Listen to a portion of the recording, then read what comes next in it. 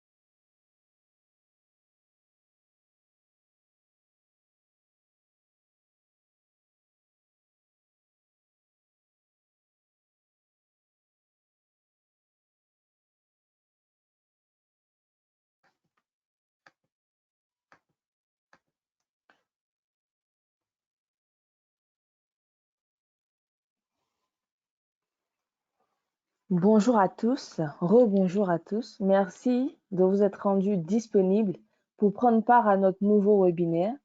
Le webinaire d'aujourd'hui porte sur la place des jeunes dans la chaîne de valeur. Je rappelle qu'il est le dernier webinaire d'une série sur l'agriculture commencée dans le mois d'octobre. Je suis Kate Assi-Okoye, en charge de la communication et du marketing pour l'équipe francophone de Microsafe Consulting. Alors, avant de commencer, comme nous avons l'habitude de le faire, nous allons présenter quelques points logistiques. Tout d'abord, est-ce que vous nous entendez bien?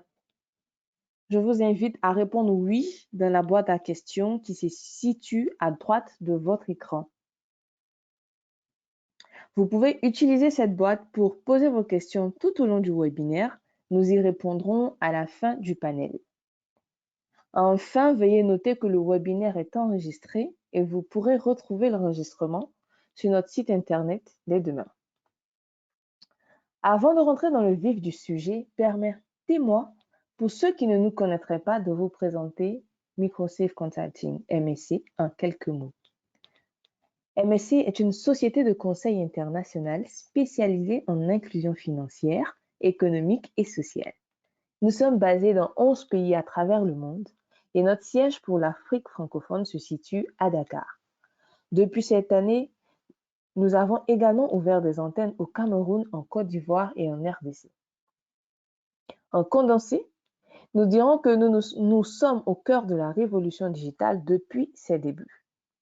Aujourd'hui, nous travaillons avec différents acteurs tels que les gouvernements, les banques, les entreprises de télécommunications, les fournisseurs de services tiers, mais aussi les acteurs de l'écosystème entrepreneurial à travers l'Afrique et l'Asie pour réaliser des améliorations durables et assurer un meilleur impact.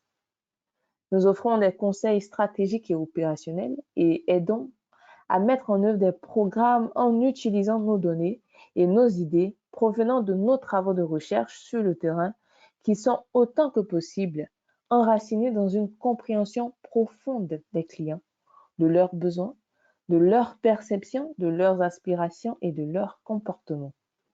Notre expérience, nous la partageons également à travers l'Institut ELIX, qui est notre organe de formation. Hors période Covid, nous offrons à la fois des formations privées sur mesure, mais aussi des formations publiques en présentiel, principalement à Dakar et à Abidjan. Enfin, nous offrons des formations en ligne bénéficiant d'une accréditation de l'Université du Québec en Outaouais. Alors, assez parlé, je vais passer la parole à mon collaborateur, Rocky Abdul Miliginta, consultant à MSC, qui aura la lourde tâche de modérer ce panel. Rocky, tu as la parole.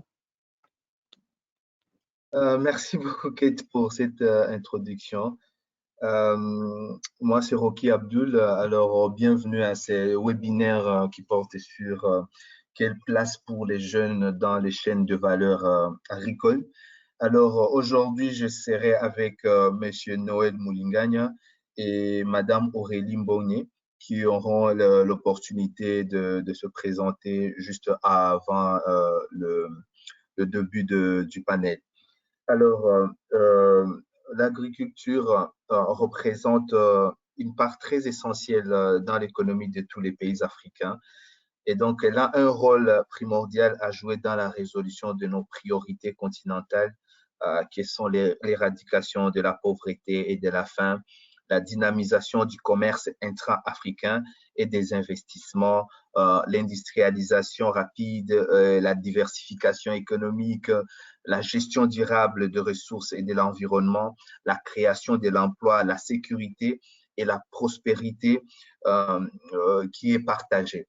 Alors, pour le plan d'aujourd'hui, nous allons d'abord avoir une petite ébauche sur le contexte global, sur l'agriculture et les jeunes. Après, nous aurons notre panel de discussion avec nos deux panélistes. Je signale ici que M. Olivier s'est excusé parce qu'il a eu une urgence des dernières minutes. Et à la fin, nous allons clôturer par une séance de questions-réponses. Alors, sans plus tarder, voyons un peu ce qui est du contexte. Alors, oui, le continent africain, il dispose d'un potentiel euh, très intéressant.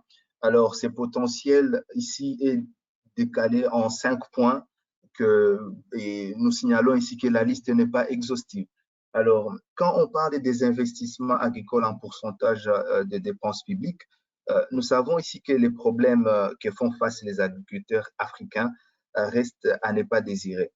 Donc, nous savons qu'ils mènent des vies qui sont du moins misérables. Euh, Avec un cas typique, vous voyez par exemple un paysan qui fait la culture du cacao, mais qui ne peut pas acheter du chocolat. Alors, ils sont nombreux qui pratiquent la culture vivrière et la culture des subsistances et qui ne peuvent que nourrir leurs membres de famille et peut-être leur communauté s'ils ont eu beaucoup de récoltes. Alors, une des premières causes, c'est l'inattention des États africains euh, portée sur les secteurs agricoles. Et ici, nous remarquons que certains pays africains, la part du secteur agricole dans leur budget, il est aux environs de 2%. Alors, cela montre vraiment que les secteurs agricoles n'attirent pas encore plus d'attention par rapport à d'autres secteurs. Alors, selon l'Organisation des Nations Unies pour l'alimentation et l'agriculture, la FAO, il faudrait augmenter au moins la production agricole africaine à 70% en 2050 pour pouvoir nourrir quelques 9,1 milliards de personnes dans le monde. Et pour être en mesure d'atteindre cet objectif, il faut relever les défis qui pourtant, pour certains, restent ignorés pour les décideurs politiques. Alors, il y a aussi un problème de manque d'information. Ce manque demeure le premier problème que rencontrent les paysans africains. Ils sont très nombreux à être privés d'informations sur les bonnes pratiques, les nouvelles méthodes, les technologies d'agriculture plus avancées. Et je peux me permettre même de dire que pire encore, certains qui sont un peu travailleurs sont souvent localisés dans des zones les plus reculées et n'ont pas accès à des signaux d'information comme les postes des radios, ils n'ont pas de connexion Internet, ils ne sont même pas avisés quand il y a des calamités ou certaines menaces d'ordre systémique. Alors, le troisième défi est celui de manque d'accès aux engrais à prix bas. Alors, puisque les terres agricoles sont devenues extrêmement chères en Afrique et dans beaucoup de pays, surtout ici en RDC, alors la plupart d'agriculteurs étant aussi pauvres, ils n'ont pas le choix que de cultiver la même terre à plusieurs reprises.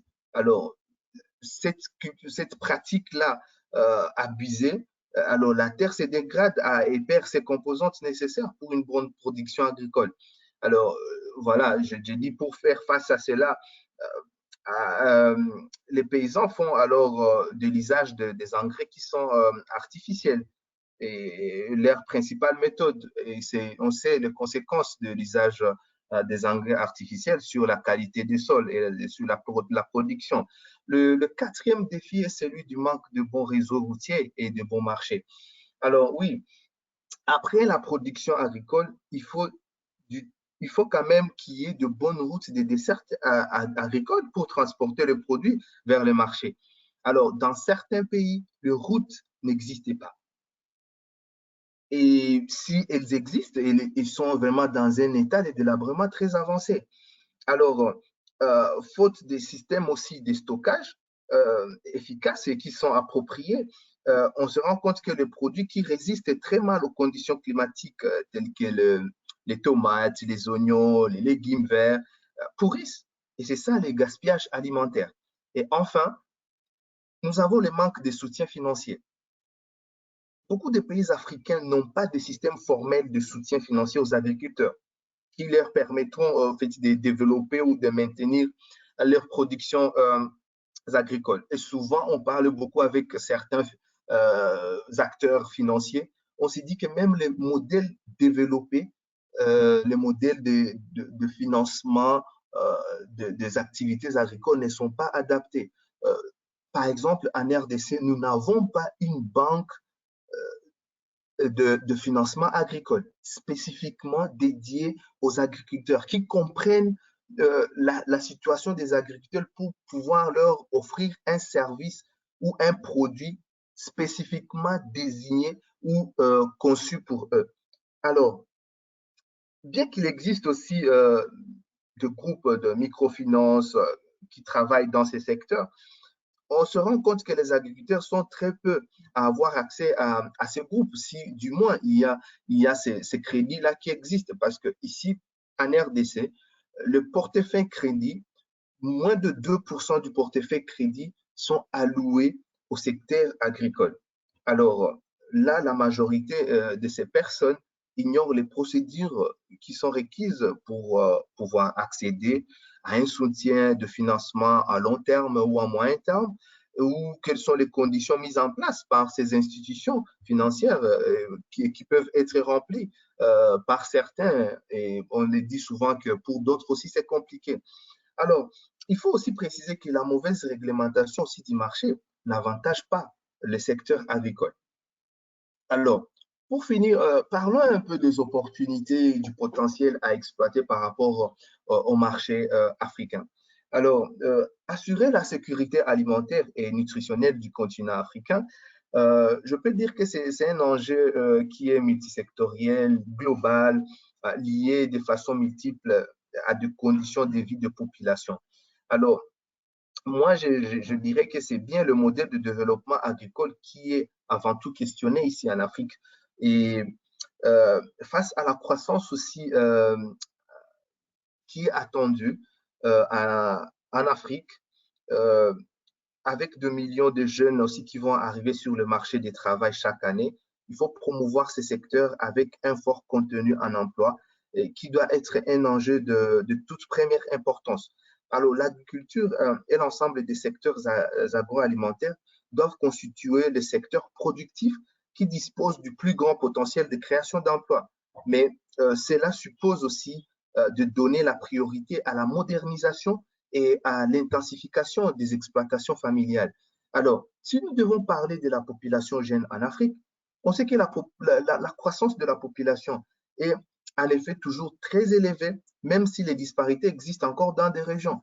Par exemple, c'est bien différent en Afrique du Nord, ou dans les moindres mesures que l'Afrique australe, où le taux de fécondité a beaucoup baissé. Mais on voit que la part croissante de la jeunesse dans la population africaine est une réalité bien concrète, parce que 60% des Africains ont moins de 24 ans. Et à l'horizon 2050, 35% des jeunes dans le monde seront africains, alors que cette proportion n'était que de 15% en 2020. Donc, cette spécificité est une donnée très essentielle de l'avenir de l'Afrique, qui est le plus jeune au monde. Alors, nous avons aussi des terres cultivables qui sont sous-valorisées. Alors, oui, dans certains, au-delà de l'environnement de la RDC, parce qu'on sait que nous avons plus de 80 millions d'hectares et seulement moins de 2% sont exploités actuellement.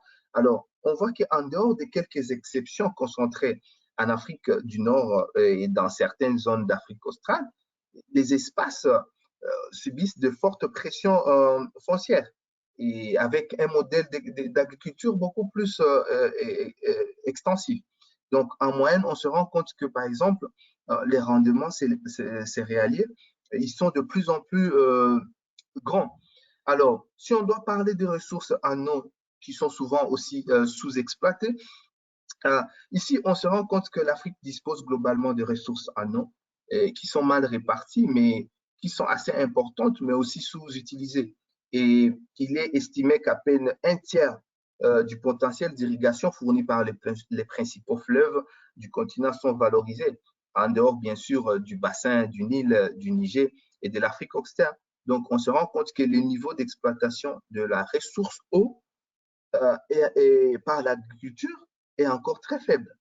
Nous remarquons aussi qu'il y a une existence de moyens technologiques et des recherches sont nécessaires ici et doivent être intensifiées pour adapter certaines variété de production, les pratiques locales ou encore adapter certains équipements à des contextes spécifiques. Alors, ici, on sait que la diffusion et la mise en œuvre des technologies restent déjà disponibles ici sur le marché, ainsi que la valorisation des connaissances sont très importants à court terme, permet d'envisager des progrès qui sont importants dans la productivité des terres et du travail. Donc, il faut encourager efficacement la diffusion de ces technologies à l'échelle du continent, tout en ciblant aussi les gens qui sont dans le milieu rural.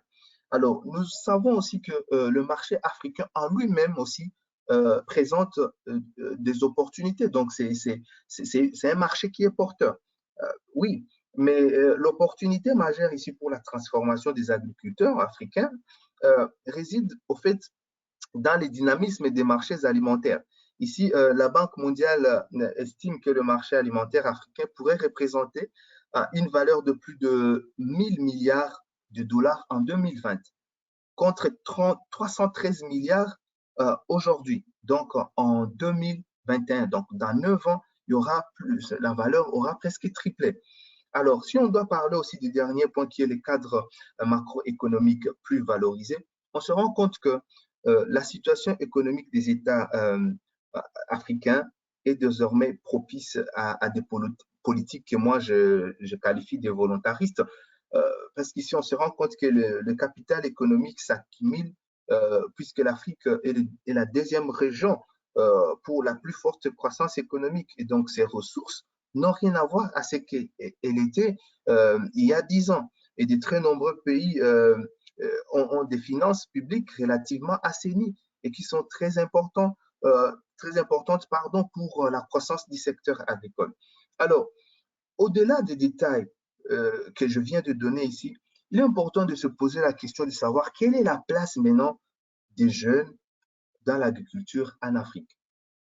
Alors, c'est ce que nous allons voir et comprendre avec nos panélistes.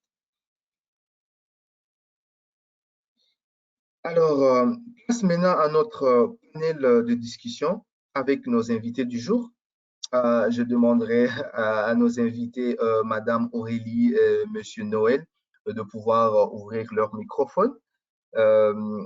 Encore une fois, merci beaucoup d'avoir accepté notre invitation et d'être présent aussi aujourd'hui parmi nous.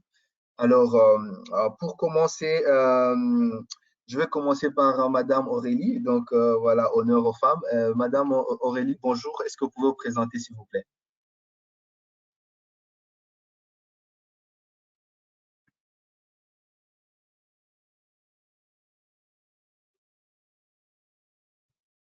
Madame Aurélie, vous nous entendez?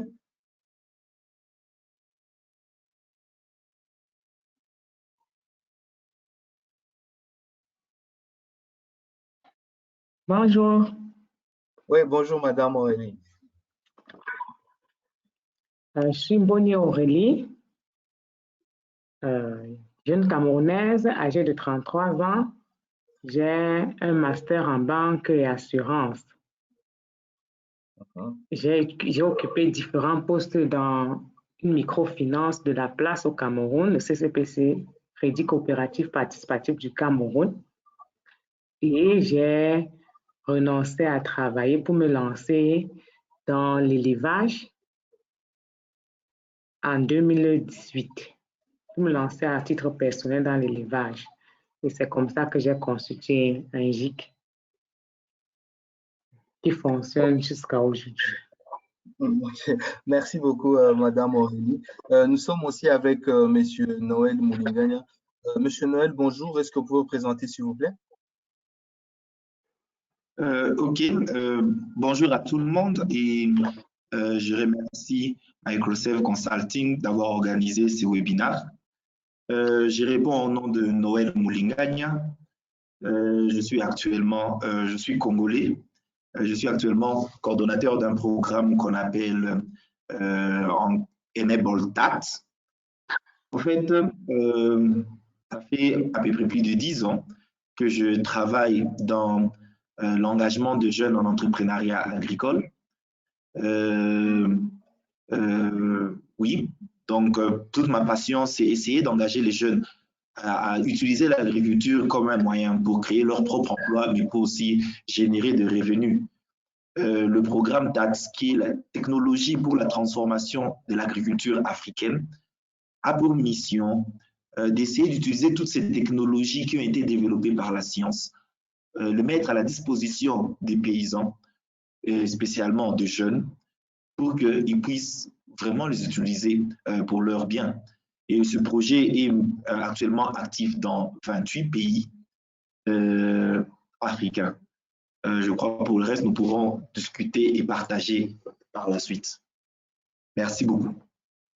Exactement, merci beaucoup. Et directement, Monsieur Noël n'allez pas loin parce que directement, je veux commencer par vous. Vous aviez parlé de votre programme pour rendre le jeune beaucoup plus autonome. Alors, juste pour commencer directement, je me dis, selon vous, quel serait le profil type de ces jeunes agriculteurs qui participeraient à l'émergence de l'agriculture africaine? Parce que nous avons vu dans le contexte global que oui, la population africaine est très jeune et donc nous devons compter sur cette jeunesse pour l'émergence de l'agriculture africaine. Oui, merci beaucoup, Rocky, pour cette question. Je vais encore un peu rentrer sur le contexte que vous avez un peu décrit au départ et dans la manière dont je vais répondre à la question quel profil type nous attendons des jeunes en agriculture. Initialement, quand nous tous nous étions en train de grandir, l'agriculture, c'était cette femme qui va au champ avec sa houe, qui passe toute la journée en train de peiner avec sa houe, planter quelque chose et attendre 9 mois pour récolter. Il s'agit du manioc ou quoi. Aussi, l'agriculture, c'était cette femme qui n'espérait que sur la pluie pour pouvoir avoir de l'eau dans son champ. Et l'agriculture, c'était simplement être au champ. Alors que l'agriculture, c'est toute la chaîne de valeur, comme bien écrit dans le sujet de ce thème d'aujourd'hui. La chaîne de valeur, ça va de la production au champ jusqu'à l'assiette. Et donc, quel est le profil type de jeune, premièrement, que nous cherchons? C'est ce jeune qui comprend que l'agriculture, ce n'est pas seulement la houe. L'agriculture, c'est bien sûr produire au champ. L'agriculture, c'est aussi produire des poissons. L'agriculture, c'est aussi produire des poulets. L'agriculture, c'est aussi emballer des produits déjà produits. L'agriculture, c'est aussi transformer le manioc en farine. Voilà le profil des gens qu'on veut avoir en agriculture. Des gens qui décident d'entrer dans un des maillons de la chaîne de valeur d'un produit déterminé pour s'y développer et pouvoir le transformer. Ça, c'est le premier critère de agriculteurs que nous voulons. Le deuxième critère, ce sont des jeunes qui ont un esprit ouvert, ouvert au changement, ouvert à l'innovation. Ça veut dire des jeunes qui ne veulent pas faire l'agriculture comme les grands-parents ont toujours fait l'agriculture, mais des jeunes qui acceptent en disant que le labour doit se faire avec un tracteur et non plus avec un motoculteur. Nous devons produire non pas simplement pour nourrir notre ménage, mais aussi pour nourrir toute la communauté et pour le marché. Nous devons aussi utiliser non plus simplement un pulvérisateur au dos, mais pourquoi pas un drone pulvérisateur d'engrais. Nous devons transformer le manioc en farine de haute qualité ou bien en biscuit ou en pain, au lieu simplement de laisser le manioc et vendu frais sur le marché comme ça à un prix dérisoire qui ne permet pas de rentabiliser notre activité. Donc, le deuxième profil, le deuxième critère du profil que nous écherons des jeunes, ce sont ces jeunes qui cherchent l'innovation, non seulement dans la technologie, ça veut dire comment utiliser des machineries plus adaptées, mais aussi une innovation dans la manière de faire, dans la manière d'opérer, la manière de se mettre en groupe, la manière d'être axé sur le marché. Et la troisième, on veut chercher ces jeunes qui comprennent qu'ils ne peuvent pas continuer à devenir des demandeurs d'emploi. Ces jeunes qui décident de créer leur propre emploi. Nous savons tous dans nos pays, spécialement nos pays francophones, que notre curriculum est basé souvent sur cet aspect où vous vous attendez à avoir des grands diplômes et à une ou l'autre position. Combien de jeunes dans ce système francophone pensent à créer leur propre emploi? Très peu. C'est pour cela que nous tous nous sommes retrouvés en médecine, en économie, en droit. Mais combien vont même dans des universités techniques ou bien des institutions techniques? Et dans les pays francophones, est-ce que même ces institutions existent? Et donc, nous voulons ces jeunes qui ont aussi une mentalité différente de la mentalité normale, qu'ils comprennent qu'ils peuvent se créer ses propres emplois.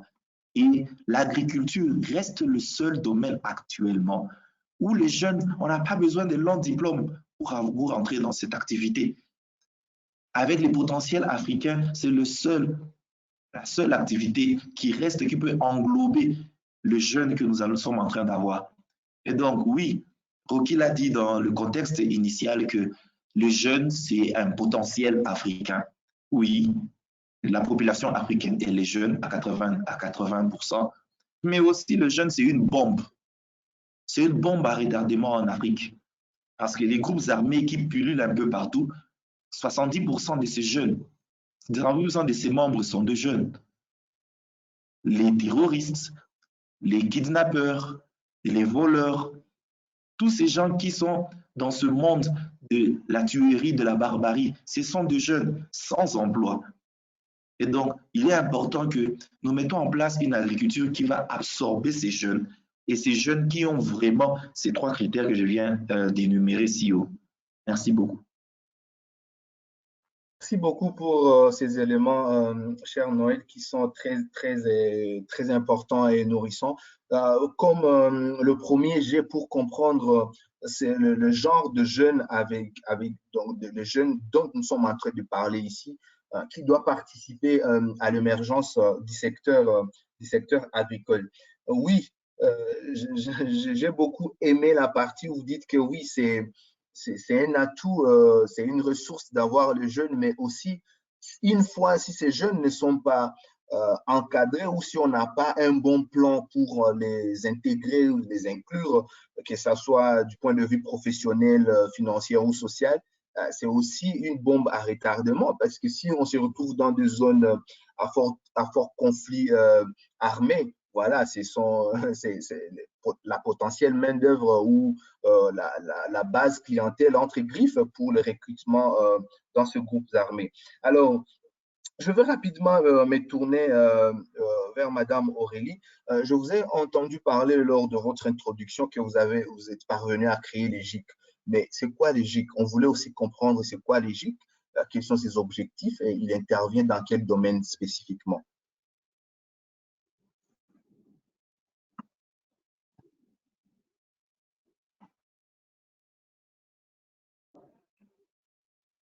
Le GIC, c'est un groupement d'intérêts communs où plusieurs jeunes se mettent ensemble pour essayer de créer une entreprise où ils peuvent valoriser leurs produits et présenter leurs produits.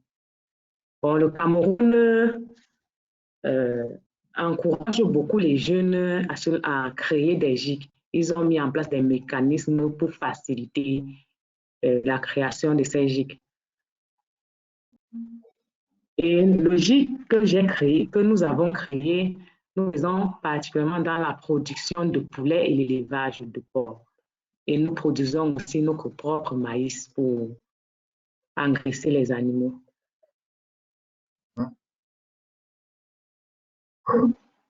Ok, alors, Madame Aurélie, juste pour continuer sur la première question, alors oui, on a compris les différents défis derrière les secteurs agricoles en Afrique, mais on aimerait savoir avec vous quels sont les facteurs alors qui entravent l'implication et l'intérêt des jeunes pour l'agrobusiness en Afrique centrale, plus précisément au Cameroun. Où est le goulot d'étranglement? Où se situe le problème pour que les jeunes soient attirés par ces secteurs? En Afrique, les jeunes, à la sortie des grands établissements, généralement n'ont pas de capital financier pour se lancer. Donc, les facteurs qui entravent l'implication et l'intérêt des jeunes pour l'agrobusiness, c'est d'abord le capital. Ça, c'est un gros problème. Il y a aussi l'acquisition des terrains. ce soit temporaire en location ou bien permanent, ça cause un grand problème parce que les procédures administratives sont compliquées et en plus, il n'y a pas assez de fonds pour pouvoir acquérir de grandes surfaces. C'est ça qui entrave généralement l'implication des jeunes dans l'agriculture. Nous avons aussi le manque d'information. Les gouvernements, les États mettent en place des stratégies, mais la communication sur cette stratégie ne touche pas les populations jusqu'au fond du pays. Et c'est ça qui empêche aussi les jeunes de se lancer dedans.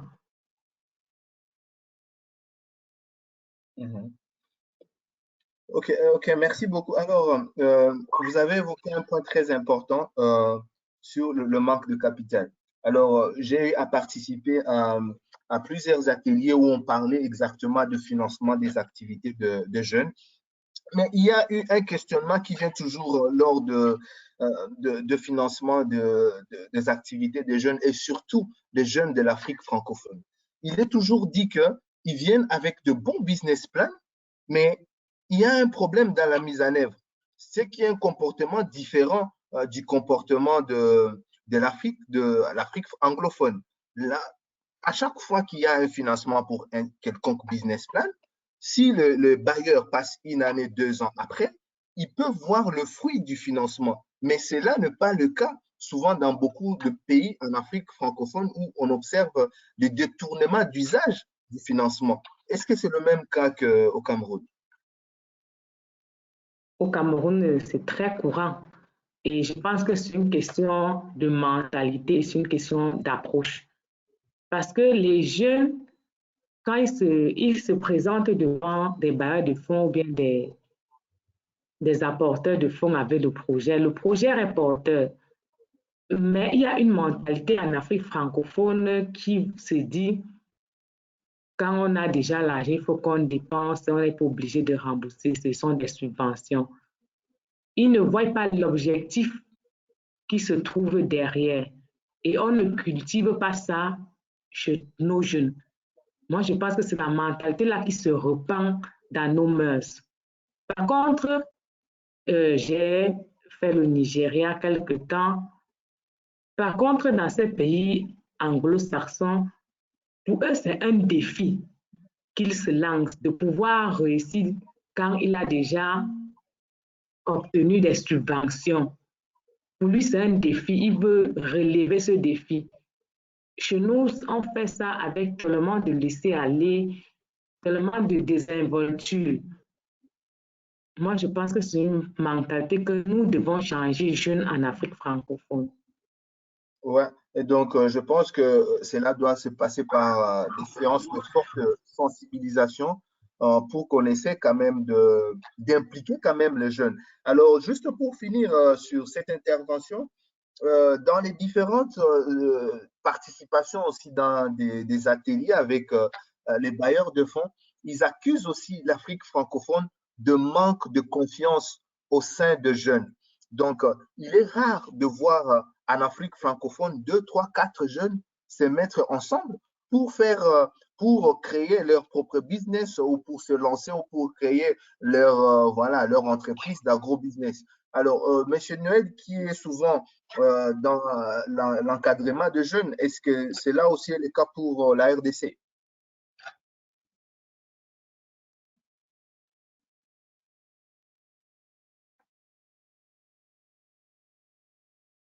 Monsieur Noël, vous nous entendez? Je vous entendais pas à la fin de votre question.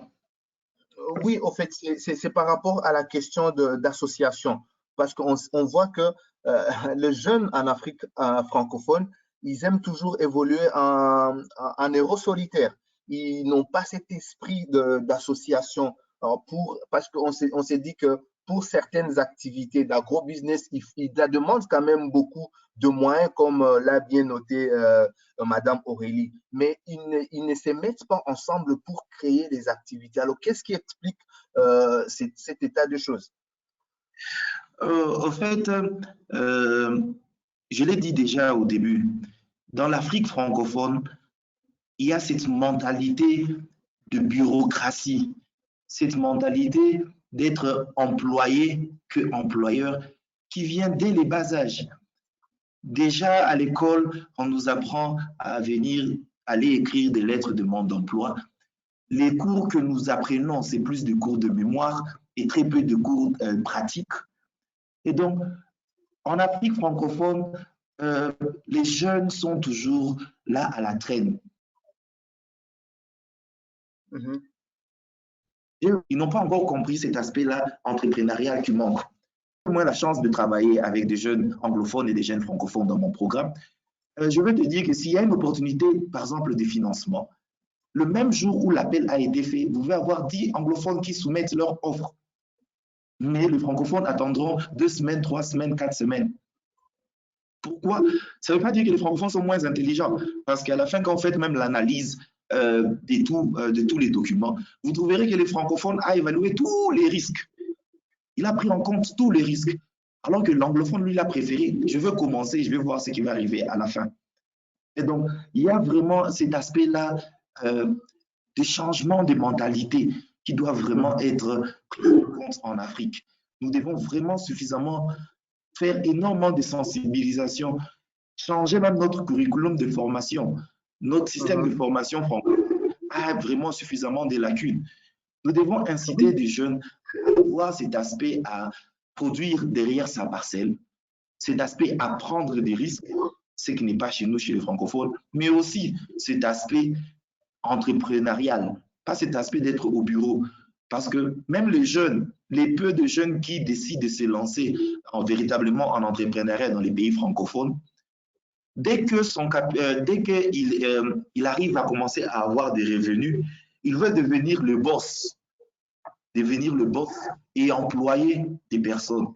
Ça veut dire qu'il veut encore rentrer dans cet aspect-là où il y a l'employé et l'employeur qui se met au-dessus. Et à la fin, l'entreprise va tomber parce que ses coûts opérationnels seront totalement élevés.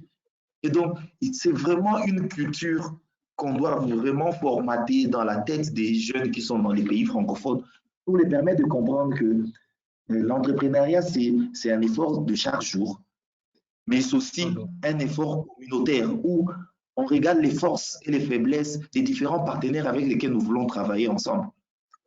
Parce que si on reste avec notre perception d'être employé et employeur, on n'arrivera jamais à être en partenariat parce qu'on dirait c'est mon entreprise, ça c'est mon activité. Et à la fin, les forces d'un voisin, les forces d'un partenaire ne seront jamais prises en compte. Donc, il y a vraiment un effort énorme qu'on doit faire dans le cadre des sensibilisations de jeunes, dans même la formation à chacun des niveaux de leur formation, que ce soit à l'école primaire, que ce soit à l'école secondaire, que ce soit dans les universités, et même, pourquoi pas même, dès qu'on est même à la maison, où les parents doivent vraiment leur montrer cet aspect-là. Exactement. Donc, nous allons revenir, nous allons y revenir. Merci beaucoup, Monsieur Noël. Nous allons y revenir quand nous allons parler de la sensibilisation, où vous allez partager ces éléments. Je me tourne vers Madame Aurélie. Alors, comment les jeunes peuvent-ils alors saisir les opportunités offertes par la technologie pour s'impliquer dans l'activité agricole? Parce qu'aujourd'hui, on sait que voilà, nous sommes en plein dedans dans l'avènement du digital ou de la technologie.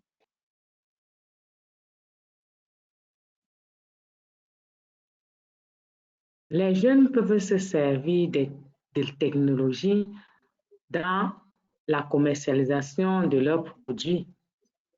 Nous avons des réseaux, des plateformes telles que WhatsApp, où tu peux publier les statuts. Les jeunes peuvent se servir de ça pour commercialiser leurs produits, pour faire connaître leur activité. Les Facebook, nous ne devons pas toujours utiliser ça pour afficher nos vies, surtout en Afrique francophone. Ce qui se fait généralement est connu. Les gens affichent leur vie sur les réseaux sociaux. On peut se servir de ça. On peut même suivre l'évolution des autres pays, essayer de suivre leur exemple, toujours grâce à cette plateforme, et participer au module de formation, toujours grâce à cette plateforme. Et au début de votre présentation, vous avez parlé des technologies agricoles. Vous avez parlé de l'irrigation. Vous avez parlé des tracteurs. Les jeunes devraient se tourner vers la connaissance de ces technologies. Nous devons, comme M. Noël nous a fait comprendre, nous faisons les formations bureaucrates où nous apprenons à écrire des demandes d'emploi. Nous devons plutôt apprendre comment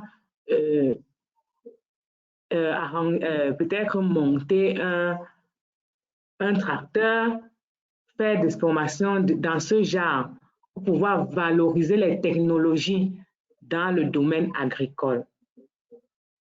C'est ce que des jeunes devront faire. Laisser, je peux dire, ils se tournent plus vers les réseaux sociaux pour présenter leur vie, se tournent plus dans les réseaux sociaux pour regarder ce que les autres font, organiser des fêtes. Nous devons arrêter ça en Afrique francophone. Nous devons valoriser nos activités grâce à ces réseaux sociaux. Merci. Merci beaucoup, Madame Aurélie. Monsieur Noël, est-ce que vous avez quelque chose à ajouter par rapport à ça?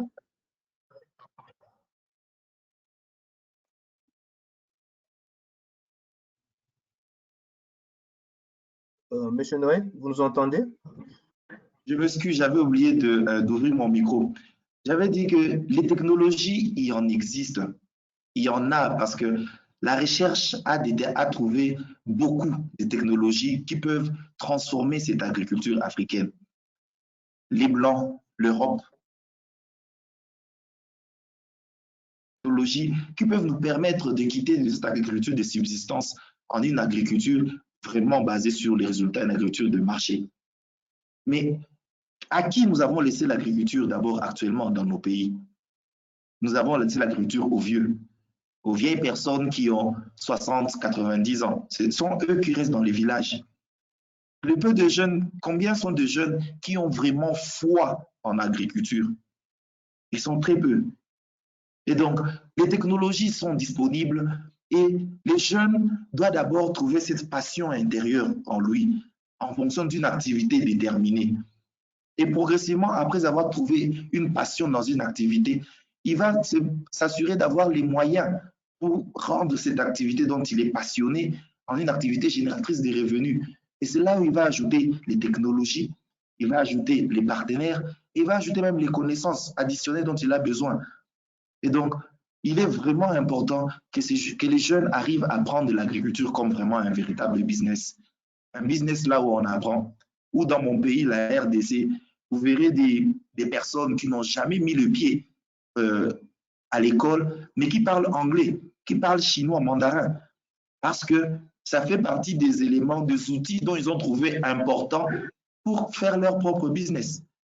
Et c'est comme ça, c'est ça dont on attend les jeunes, qu'ils puissent déterminer l'activité dans laquelle ils veulent se lancer, le maillon de la chaîne de valeur qu'ils trouvent profitable et qu'ils trouvent vraiment intéressant pour lui, et utiliser les technologies pour rendre vraiment, devenir compétitif, parce qu'il ne sera jamais seul sur le marché. Le marché, nous sommes dans le marché.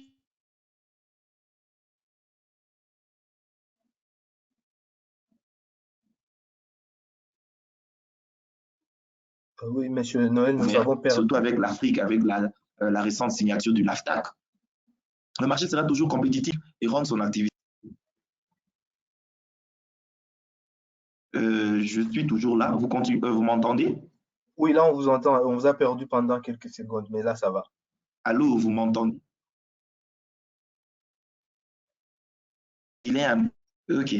Donc, j'ai conclu en disant qu'il est important que le jeune soit passionné de l'activité et que dès qu'il est passionné et qu'il sent que l'activité va lui permettre de développer, il pourra lui-même en mesure s'y lier et trouver des technologies parce que nos institutions de recherche, les Européens, les agriculteurs de tous les pays ont développé toutes les technologies. On n'a pas inventé la roue.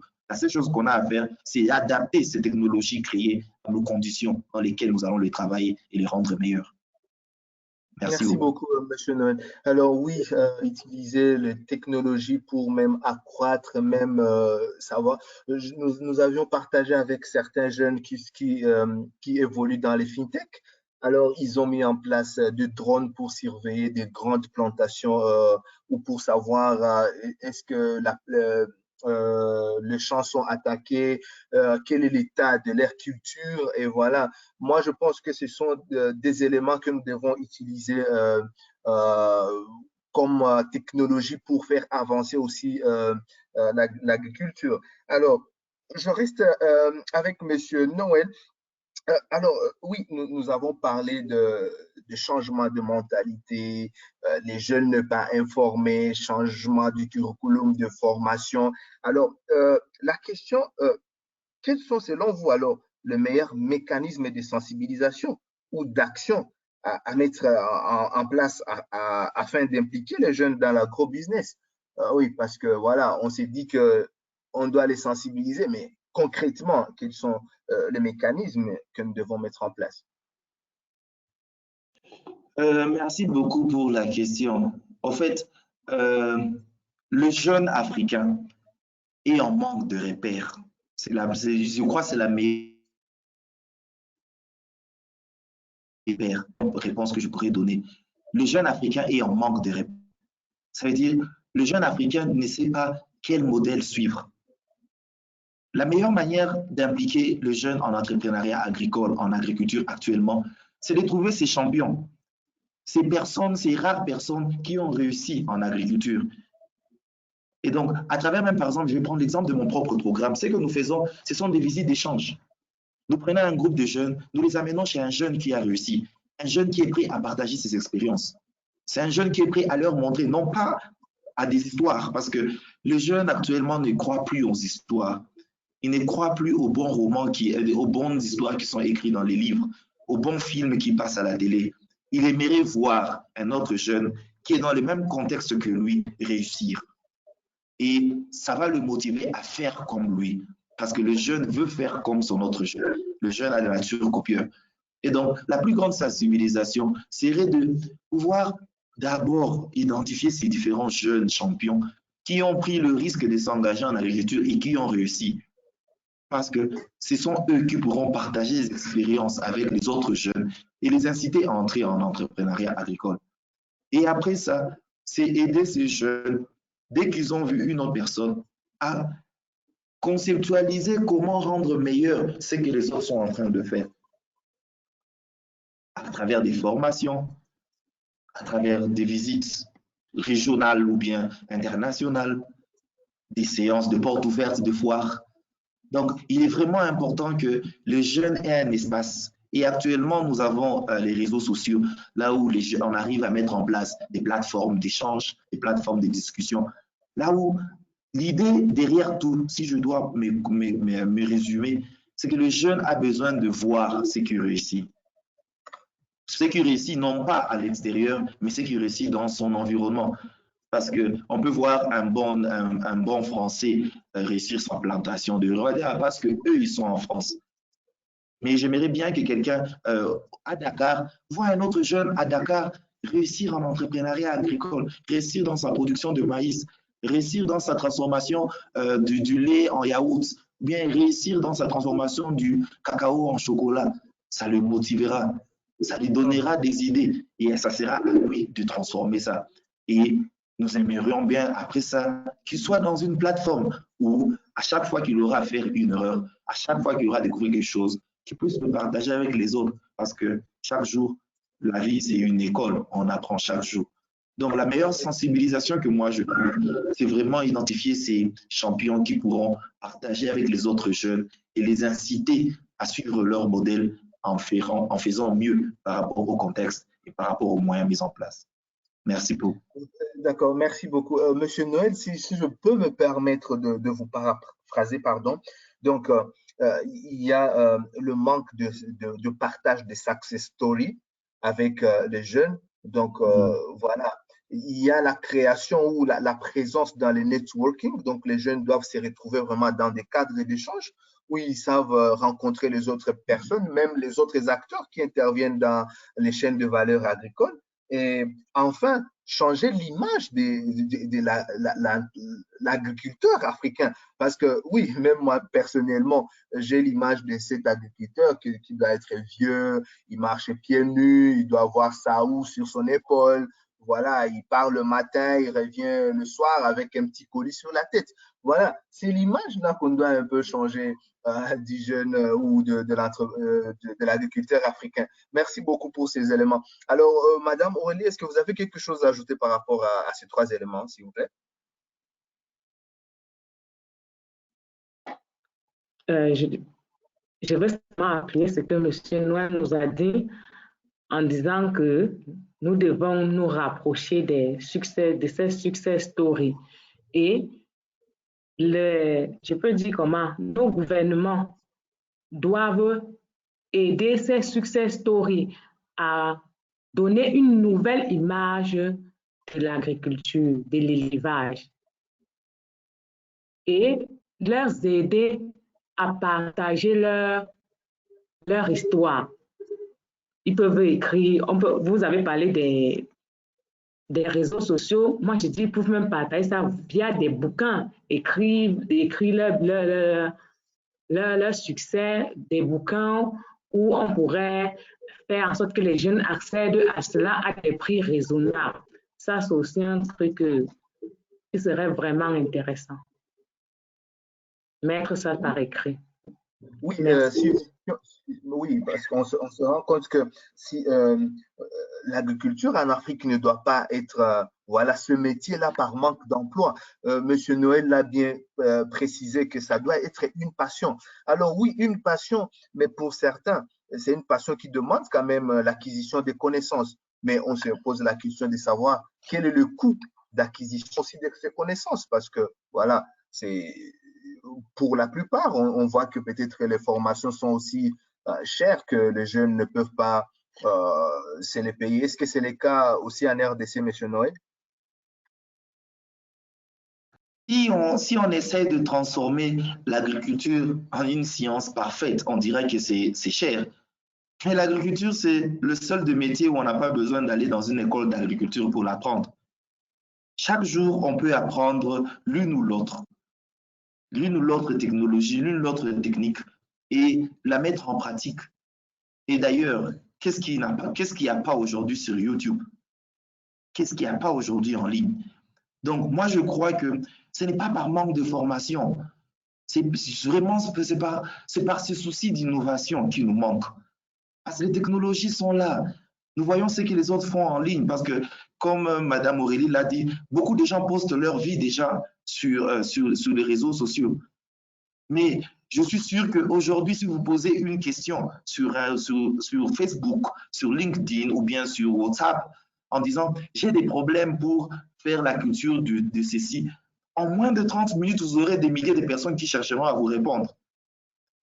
Tapez sur YouTube « difficulté à installer un incubateur des œufs », vous aurez tout. Et quand des ONG qui pullulent partout en Afrique, et la seule chose qu'ils font, ce sont juste des formations. Et donc, nous, les jeunes dont on a besoin, et les jeunes, je crois, leur contrainte actuelle, c'est d'avoir cette capacité de transformer toutes ces formations, toutes ces connaissances acquises en de véritables activités génératrices de revenus. Voilà ce qui nous manque. Nous avons été formés à être des perroquets qui récitent toutes les notions apprises. Mais on ne nous a pas formés à apprendre que 2 ou 3 notions de physique peuvent nous permettre de faire notre propre incubateur, qui n'a juste besoin que de la chaleur. Et donc, c'est vraiment important de voir comment utiliser les connaissances déjà que nous avons. Majeure partie des connaissances. Ouais, merci beaucoup, monsieur Noël. Alors oui, Madame Aurélie a soulevé une question par rapport au gouvernement. Alors oui, si on doit parler maintenant de cas spécifiques de pays, alors sur le plan national, si on doit parler du Cameroun, quelles sont les synergies qui existent ou ce qui manque pour favoriser une insertion progressive des jeunes dans les secteurs agricoles? Parce qu'on a vu, voilà, qu'ils doivent être impliqués aussi dans ces secteurs. Alors, est-ce que vous pouvez nous partager les expériences du Cameroun, s'il vous plaît?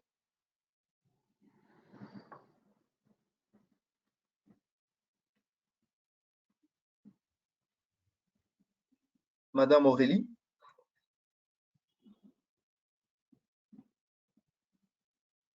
Par rapport au Cameroun, l'État ne peut pas tout faire, mais l'État doit pousser la jeunesse.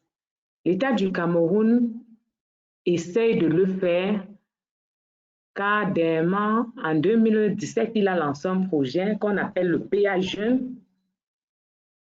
Ce projet permet de financer des étudiants, particulièrement des étudiants, soit qui ont abandonné l'école au niveau du bac, soit qui sont dans les universités et ont abandonné l'école, et les insérer dans l'agriculture.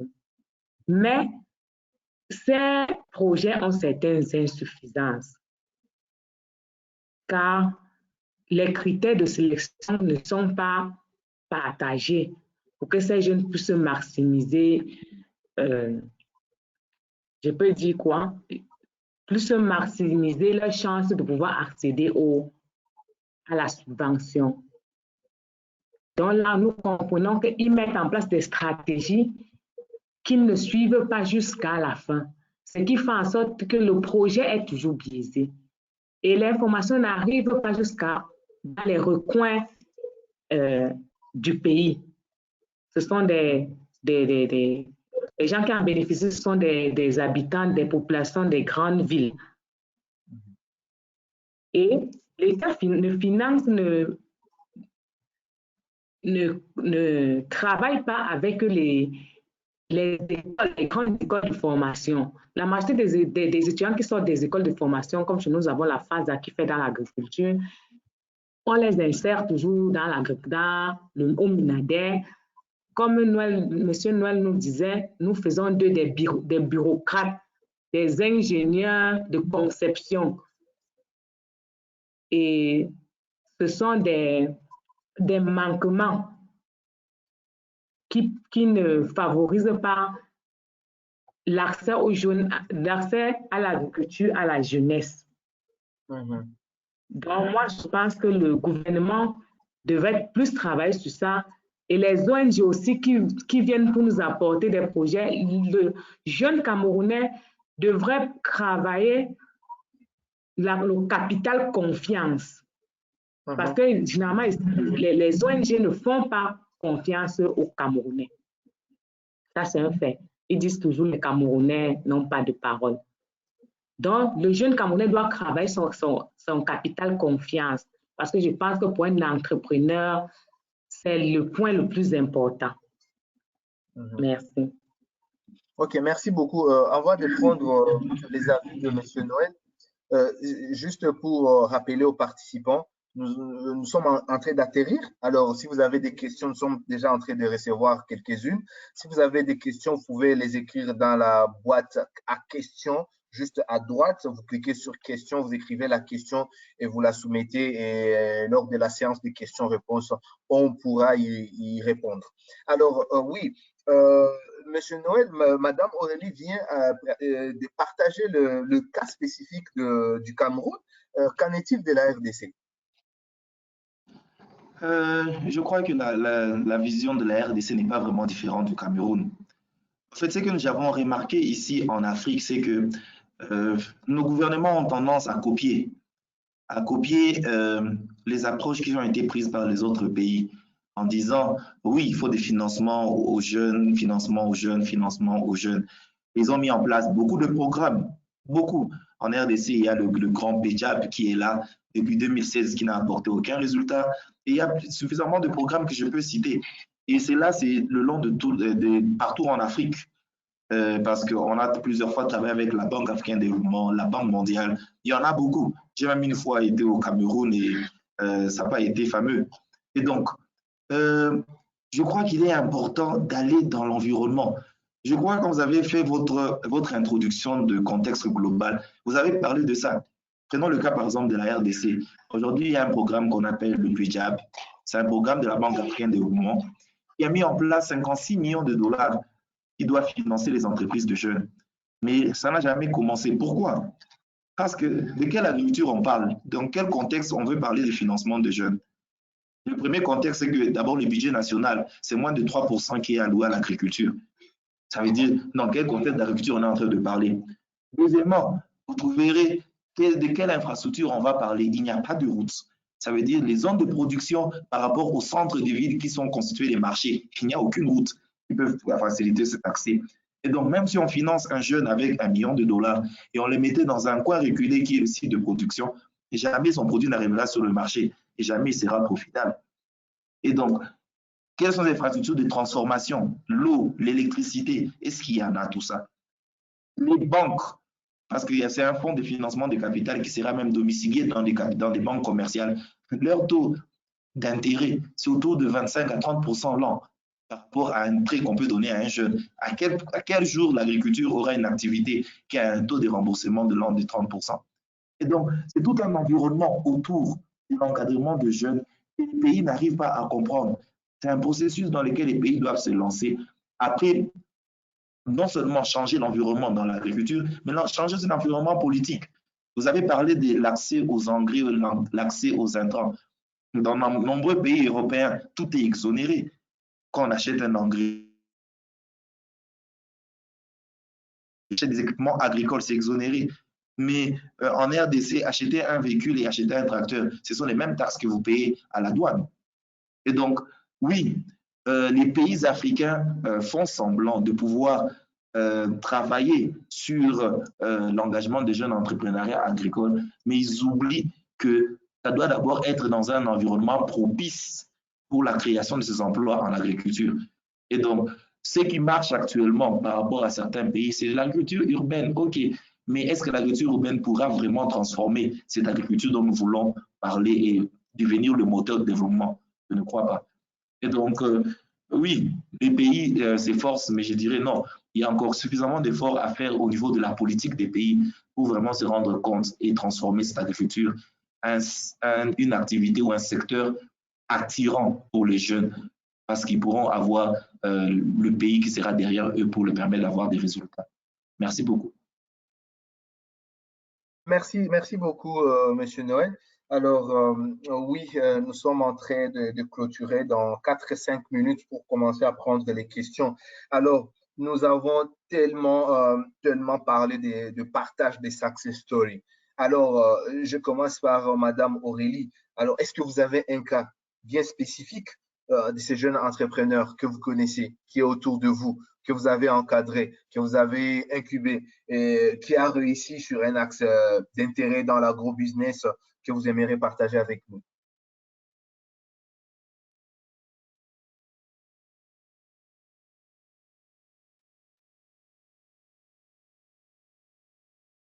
Madame Aurélie?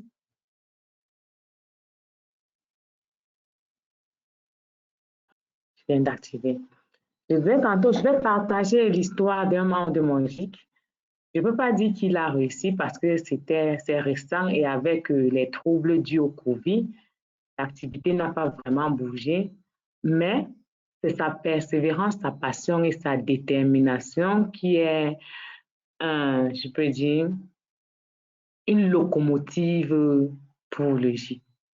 Ce jeune garçon de 35 ans qui a commencé dans l'élevage à titre personnel depuis 10 ans,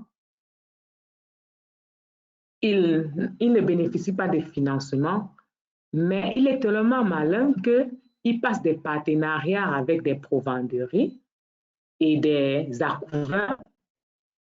Je ne sais pas vraiment comment il le fait, mais il le fait et il a réussi à, je peux dire, sans capital, il produit.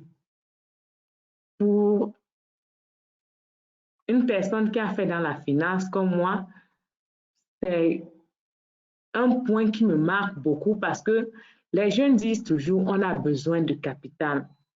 Le capital, le financement. Ce jeune m'a montré que sans financement véritable, sans financement total, tu peux t'engager sur une voie. Il te suffit d'être passionné, comme M. Noël était en train de le dire tout à l'heure. Tu vas trouver des voies et des moyens pour t'en sortir dans l'activité que tu mènes, que ce soit l'agro-business, que ce soit même un commerce général. Merci.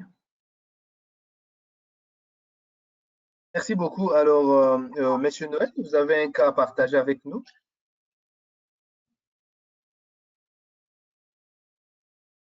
Compris la question, j'étais un peu déconnecté.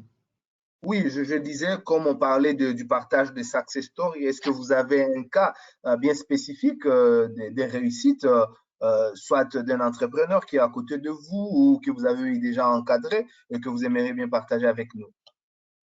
Bien sûr, je crois avec IITA, ça fait au moins plus de 8 ans que nous sommes dans l'encadrement des jeunes et beaucoup de jeunes, certains jeunes qui sont passés par nous ont bien réussi. Je prendrai un exemple de quelques jeunes qui ont été formés dans la pisciculture. Et initialement, les jeunes faisaient la pisciculture dans les étangs, donc les étangs dans les milieux reculés, là où ils mettaient des poissons. Et pendant une des formations, un des jeunes, nous l'avons envoyé en Égypte pour qu'il soit formé sur les cages, la pisciculture en cage. Il est rentré et pour ceux qui ont visité, vous maintenant devient couvert des cages et presque tous les jeunes dans la ville ne pensent que comment eux aussi avoir leur propre cage pour créer de l'emploi. C'est devenu une activité génératrice de revenus, transformative en termes de nutrition et en termes de génération de revenus. Et j'inviterai tout le monde qui est en train de suivre ces débats de passer par la ville de Bukavu et voir ce qui est en train de se faire. Je donnerai un exemple autre que, disons, la patate douce à chair orange en Ouganda. Des jeunes utilisaient la patate douce normale, simplement dans l'alimentation familiale. Mais après plusieurs formations dans ce pays, les jeunes ont même trouvé que ces patates douces bien transformées en chips ou bien en poudre donner un élément nutritionnel pour les enfants, nutritionnel en vitamine A et en provitamine pour les adultes. Et il y a même arrivé des jeunes qui l'ont même arrivé à le transformer en vin. Et donc, oui, nous avons beaucoup d'expérience de ces jeunes qui ont été exposés aux différentes technologies, été formés d'une manière ou d'une autre et à la fin ont pu transformer leur vie en utilisant ces technologies. Oui, et le success story, ça a toujours eu un impact positif parce que le jeune veut toujours voir ce qui réussit parce qu'il aimerait aussi avoir, n'est pas de se lancer trop dans le risque de l'incertitude des activités agricoles. Et donc, quand une activité semble prometteuse et a apporté des résultats chez son compère, il y lance facilement. Et les exemples sont légion. C'est pour cela une plateforme d'échange de success story est vraiment importante et ça fait partie des clés dans l'engagement des jeunes en entrepreneuriat agricole. Ok, merci beaucoup, Monsieur Noël. Alors, voilà, nous sommes arrivés à la fin de ce panel. Merci beaucoup pour les éléments partagés, ces détails tellement enrichissants. Alors, place aux questions de nos participants. Alors, je passe la parole à Kate. Kate, vous nous entendez? Oui, très bien, merci Rocky. Merci à nos panélistes pour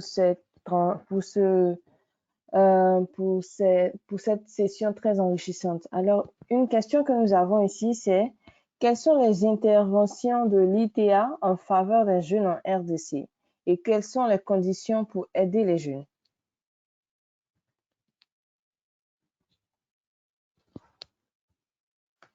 Je pense que cette question est directement adressée à M. Noël. Oui, adressée à Noël.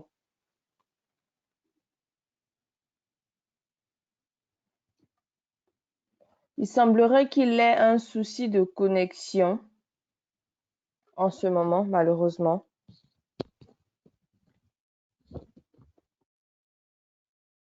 Il va sûrement tenter de se reconnecter.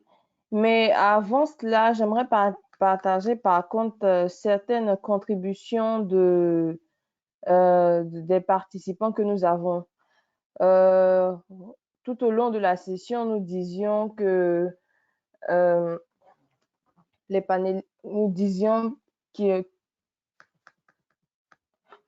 y a différents soucis que nous rencontrons dans l'agriculture, les défis de l'agriculture. Et alors, une des contributions de nos participants ici, c'était la suivante. Les institutions de microfinance, en dehors des détournements observés, ne font pas assez confiance aux jeunes pour les financer. Vous avez un autre participant, par contre, qui disait qu'il ne condamnait pas forcément les jeunes, mais qu'il pointait plutôt le doigt sur les formateurs en agronomie et autres sciences connectes qui ne sont pas forcément des modèles. Selon lui, il est rare de voir un professeur d'université dans des champs. Ils sont plus enseignants que praticiens, alors que ceux-ci devraient être des modèles. Est-ce que Noël est de retour pour répondre à notre question?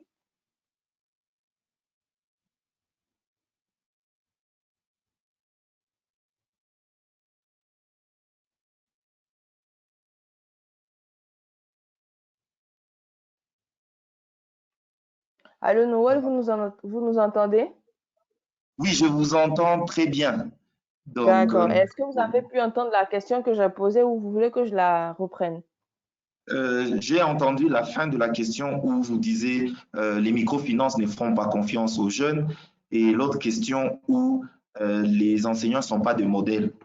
Ah, d'accord. Là, ce n'était pas forcément des questions, mais c'était des contributions des participants aux panélistes. Ok, Des contributions. Donc, on disait les défis de l'agriculture et certains panélistes nous ont donné leur opinion. Par contre, la question que je posais tout à l'heure, c'était quelles sont les interventions de l'IITA en faveur des jeunes en RDC et quelles sont les conditions pour aider les jeunes? ok. Merci beaucoup. En fait, l'ITA en RDC a mis en place des centres d'incubation. Les centres d'incubation à Bukavu, à Kisangani et à Kinshasa. Et nous sommes en train de pouvoir mettre notre centre d'incubation à Kalemi au Tanganyika, à Kananga au Kasaï et probablement dans le Bas-Congo, à Kazangulu. Et donc, les conditions pour avoir accès aux technologies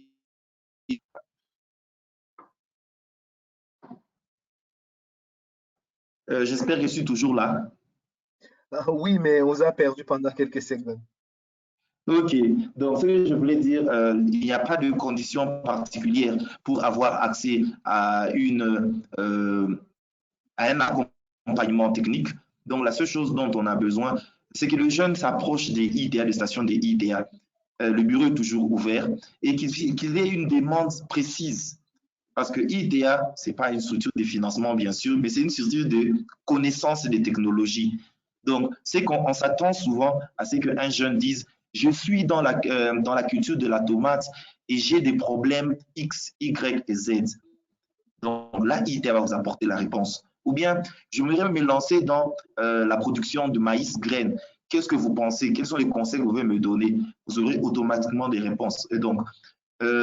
Et aussi, nous avons des sites internet, nous avons une plateforme en ligne où nous sommes en train progressivement de télécharger des formations en ligne, spécialement pour la production des cultures du manioc, du maïs et du soja, mais aussi pour la transformation du maïs, du soja et des autres cultures, la transformation du poisson, le poisson-chat en poisson fumé, et donc différentes technologies qui sont sur nos plateformes. Et dans le programme TAX, nous avons aussi les mêmes opportunités. Et donc, ITA est ouvert aux jeunes, quel que soit le pays, y compris le Cameroun, où nous pouvons porter assistance aux jeunes en termes d'accompagnement technique, mais aussi en termes liés aux institutions des finances qui peuvent le faciliter.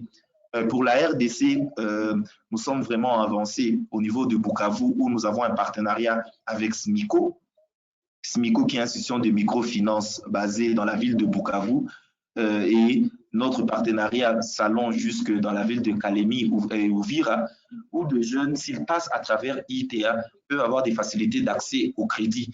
Et le crédit que SMICO donne sont des crédits dégressifs à partir de 13%, et, avec 2 ans de remboursement, sans collatéral, sans garantie. Donc, oui, ITA est disposé à aider tous les jeunes qui ont vraiment cette envie de pouvoir se lancer en entrepreneuriat agricole. Merci beaucoup. Merci Noël. Vous gardez la parole et ensuite on posera la même question à Aurélie. Comment faire face aux problèmes de corruption dans le secteur agricole?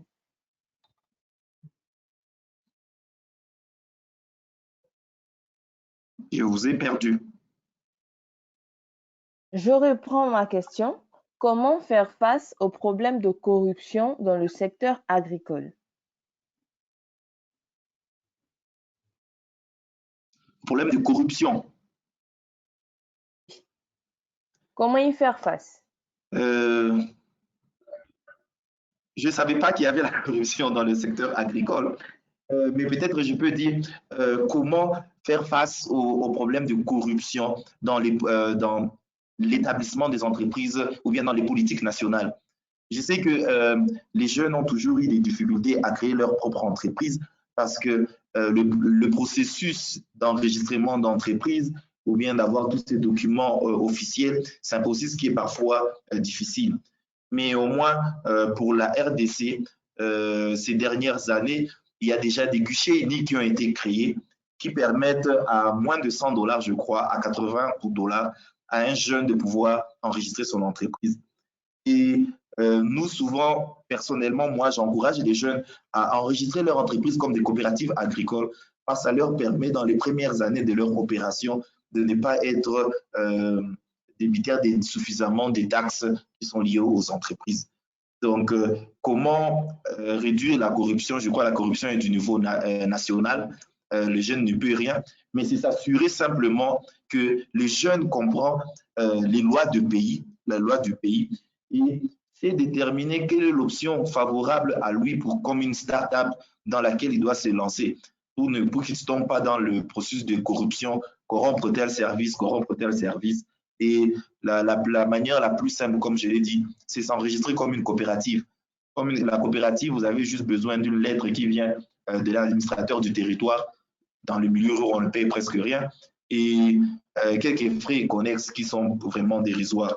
C'est la seule manière pour le jeune de ne pas se retrouver dans la corruption. J'ai pas vraiment de la peine à trouver la corruption en agriculture parce que c'est pas sur le domaine de la corruption. Merci beaucoup. Entendu. Question suivante. Quelle est la vraie difficulté pour le jeune Africain qui veut se lancer dans l'agriculture? Aurélie, quelle est la vraie difficulté pour le jeune Africain qui veut se lancer dans l'agriculture?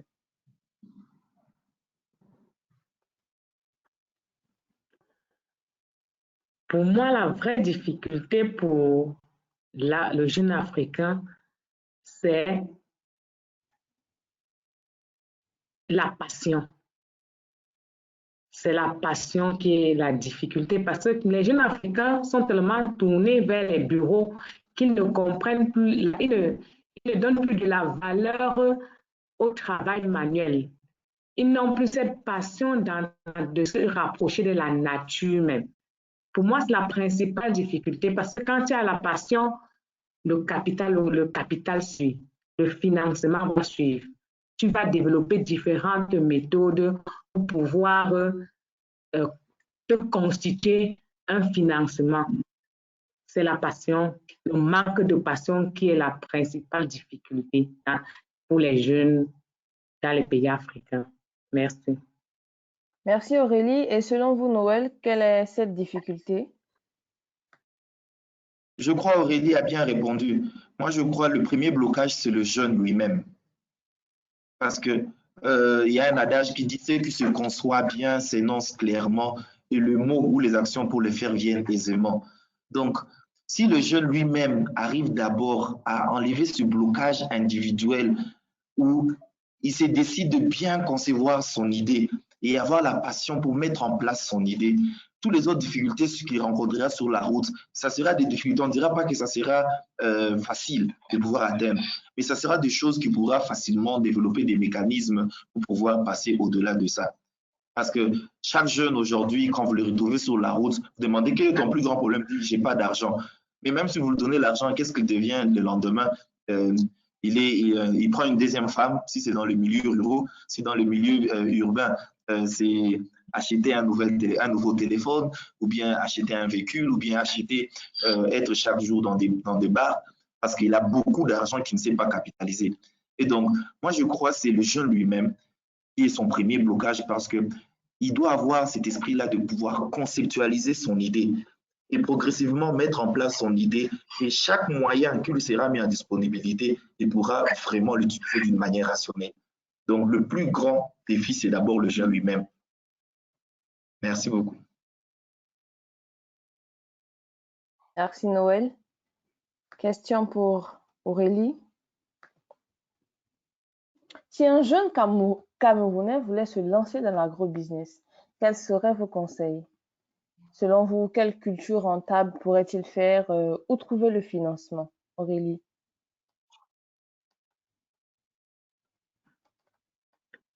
Si un jeune Camerounais veut se lancer dans l'agrobusiness, je vais d'abord lui dire toutes les cultures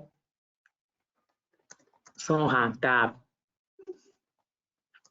Car il y a une certaine insuffisance alimentaire au Cameroun. Nous le constatons par la flambée des prix des vivres frais dans nos marchés. Je vais lui demander de se rapprocher de sa famille, de ses connaissances d'abord, pour pouvoir constituer le minimum, penser à petite échelle. S'il veut se lancer dans l'agro, c'est le conseil que je lui donnerai.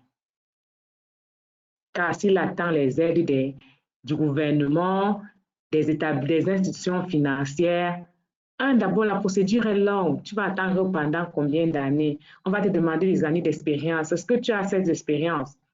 Est-ce que tu as cette expérience?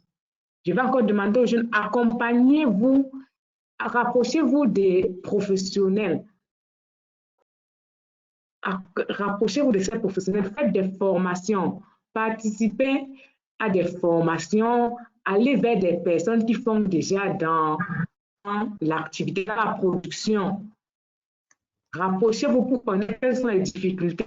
C'est le conseil que je vais donner aux jeunes Camerounais qui veulent se lancer dans l'agrobusiness. Merci beaucoup. Merci Aurélie. Noël, je vous poserai la même question, mais là, je la mettrai à une échelle plus grande. Si un jeune Africain devait se lancer dans l'agrobusiness, quels seraient vos conseils? En fait, j'ai bien vu comment Aurélie a souri avant de répondre à cette question, parce que c'est une question pas facile à répondre. Parce qu'en réalité, comme Aurélie l'a dit, les opportunités en agriculture dépendent du milieu, dépendent de la personne et dépendent du temps dans lequel nous sommes en train de dire. Actuellement, sur le marché africain, tout le monde parle du piment parce que la Chine a fait une très grande demande de piment du côté africain et a investi beaucoup d'argent. Et donc, vous trouverez la majeure partie des jeunes au Rwanda, en RDC, au Nigeria, au Bénin, tous, ils disent piment, piment, piment, piment. Mais est-ce que ça veut dire qu'un jeune, disons, Togolais qui s'est lancé dans cette affaire? Non. Et donc, pour moi, ce que j'aimerais bien comme réponse à ça, je dirais aux jeunes, tout est business s'il connaît le marché dans lequel il veut se lancer. Parce que actuellement, l'agriculture ne doit pas être une activité qu'on fait parce que le voisin produit du manioc, je peux produire du manioc, mais c'est où sont les plus grandes opportunités? Qu'est-ce qui est demandé sur le marché que j'ai acquis? Qu'est-ce qui est demandé sur mon marché? Si la demande elle est grande en manioc, est-ce que je peux me lancer dans ce manioc? Est-ce que j'ai les capacités, le potentiel de le faire? Donc, la seule chose que je dirais à ce jeune Africain qui veut se lancer en entrepreneuriat agricole, c'est de faire une observation, une étude approfondie du marché, ses potentialités lui-même, parce que le marché peut être demandant en piment, mais vous n'y connaissez rien, ou bien vous n'avez aucune passion dans l'agriculture au champ, vous avez une passion dans la pisciculture. Et donc, qu'est-ce que le marché demande vis-à-vis des compétences que vous avez, vis-à-vis des infrastructures que vous avez. Et donc, de faire vraiment une étude holistique de son environnement par rapport au marché avant de décider l'activité dans laquelle il veut se lancer. Ça ne sera pas la meilleure réponse qu'il aimerait entendre, mais c'est la meilleure réponse qu'il doit avoir parce que personne ne te dira que voilà le business qui est profitable. Mais c'est à toi-même de décider de ce business par rapport aux études, aux observations que tu as fait personnellement, mais aussi dans l'environnement que vous vivez. Merci beaucoup. Merci Noël. Nous avons été ravis de vos différentes interventions. Nous avons malheureusement passé le cap de l'heure allouée pour ce webinaire. Nous voulons remercier toutes les personnes qui ont participé. Merci pour vos différentes interventions. Rocky. Merci beaucoup, Kate. Alors, nous sommes à la fin de ce webinaire, voilà, qui commence bien, finit bien. Alors, je rappelle que, voilà, s'il y a d'autres questions qui sont restées, alors elles seront répondues par mail. Merci beaucoup à nos intervenants, Madame Aurélie, Monsieur Noël. Est-ce que Madame Aurélie, vous avez un dernier mot, s'il vous plaît?